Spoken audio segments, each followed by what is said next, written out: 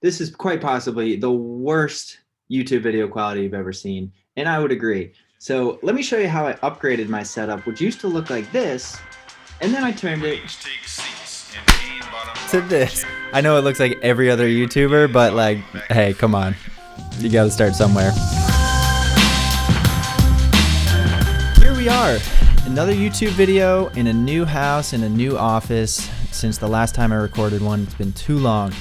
But I'm just nerding out right now. I'm just totally nerding out because I'm just in love with this new setup. What can I say? Still a work in progress, but I had a lot of fun upgrading my Zoom call meeting setup, and I wanted to share it with you. If you want to upgrade your setup, then you can get some inspiration to do that.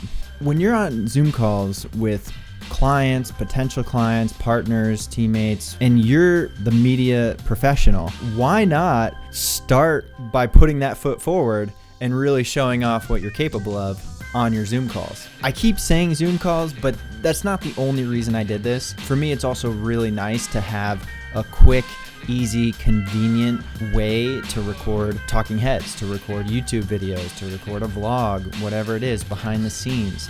If I'm working on the computer over here, I can turn the camera, take a little time lapse of me working.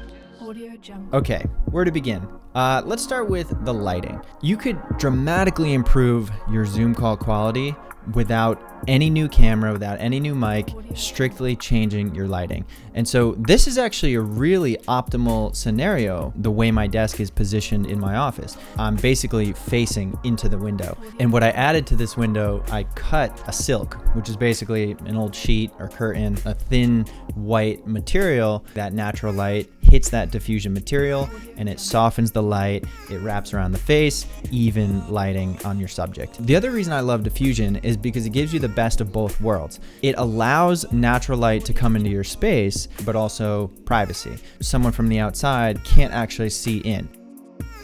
You might be asking yourself, what about when it's nighttime? One piece of this puzzle I already had was this desk lamp. You can adjust the height, the angle, the intensity of it. I put the light at full power and then I bounce it into my curtain. It softens the light and it spreads it and diffuses it. And so that's how I'll get a very similar look to what I have now at nighttime. These are called RGB Strip Lights. Super popular item and surprisingly cheap. These are from a company called Govee. So what RGB means is red, green, and blue. Those are the three primary colors, if you will, of creating light. Essentially, you can pick any color that you want to be in your background. It also has crazy automated features and presets, and you can have a dance party. Not only is it creating this atmosphere and this background behind me, it's adding color separation from my face to the background. It also serves a very practical purpose, which is when I'm actually packing up my gear or accessing those shelves, I can see what I'm doing. This room was severely lacking in lighting before these upgrades. So everything I talk about, I'm going to try to link in the description below if you want to buy it for yourself. But this one was just $40 for 32 feet of strip lights. All right, the next piece to this puzzle is audio, our microphone. This is one of those items that I've owned for probably over a decade. I've used it, every so often on client projects. When I used to make rap songs, this was my vocal mic. I've had this mic for a long time, but it mostly collects dust in a drawer somewhere. In this case, this is a CAD, that's CAD. GXL 3000. Don't think you got to go out and drop $200 on a mic. That's not the case. There are so many cheaper options. So I'll link a few below and I'll put a few on screen here that I found on Amazon. But what I did not have that I needed to buy is this extendable broadcast arm. So this is super cool. In my case, I needed to find one with an extension pole so it could be a little higher because the desk I'm mounting it on is actually lower than the desk that I'm sitting on. The whole point is being hands-free and convenient. If I want to lean back and get comfortable, if I want to push forward, get real serious. Sorry if that got weird. I can talk, I can type, I can operate on my computer, and then when I'm done using it, I just tuck it away. Boom. So one item that I should mention, just to make sure I'm being thorough, is a XLR to USB adapter. I have something called a Blue Icicle. You don't need that exact one, but you need some kind of adapter to go from XLR to your computer. And now Easy as that. This mic is providing crispy, clean, bassy, beautiful vocals. Like, come on, how good is that audio quality? Like, come on. You're probably thinking like, man, what happened to his glasses? This guy lost his glasses halfway through this YouTube video. You are correct, my friend. I just realized I don't need them. Okay, the last and final piece to talk about with this setup is, you guessed it, the camera. So obviously using a webcam built into your camera is going to be very low quality, not great in low light. It's probably going to be 480 or 720p at most.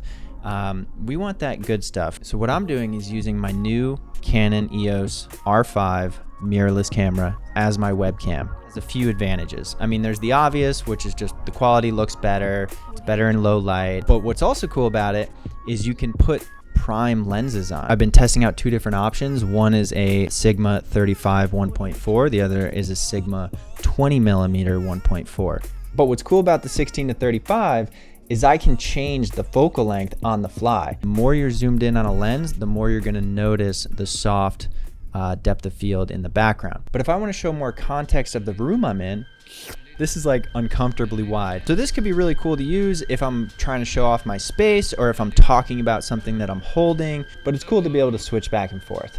So if you're shooting on Sony, I believe the software is called Imaging Edge Webcam. If you're like me and you're shooting on Canon, all you need to do is install a completely free software. It's called EOS Webcam Utility.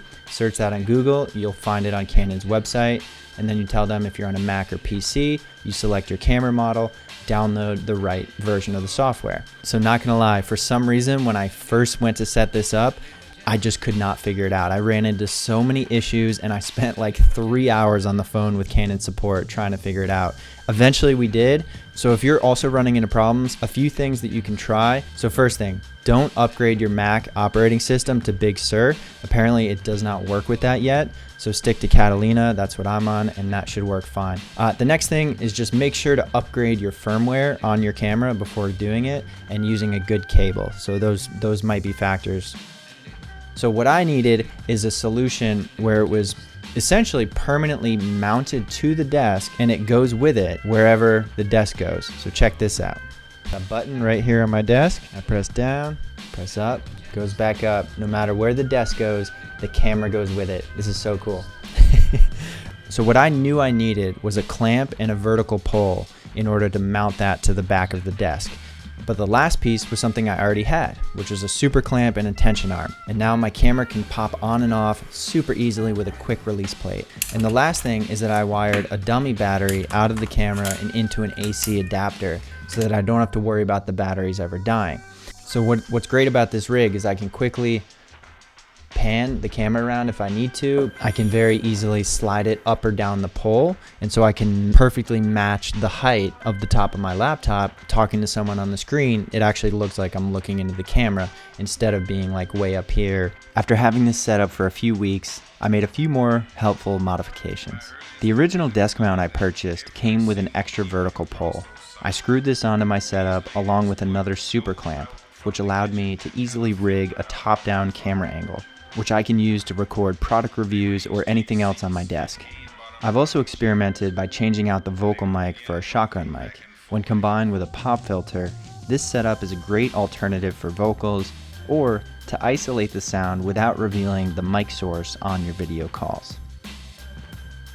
Anyway guys, that's it for now. We could go a lot deeper into this and get really funky with this setup, and hey, maybe one day we will. Maybe we'll have a part 2 of this video. I'm getting really hungry. Once again, I'm Alex Nye, tuning in from San Diego, California. It was a pleasure spending some time with you here on the internet. I don't do this very often, but I really enjoy making content for YouTube. So let me know if you guys got some value from it. Let me know by tickling that like button, teasing the subscribe bell, whatever the kids say. Checking out. See you next time. Have a blast.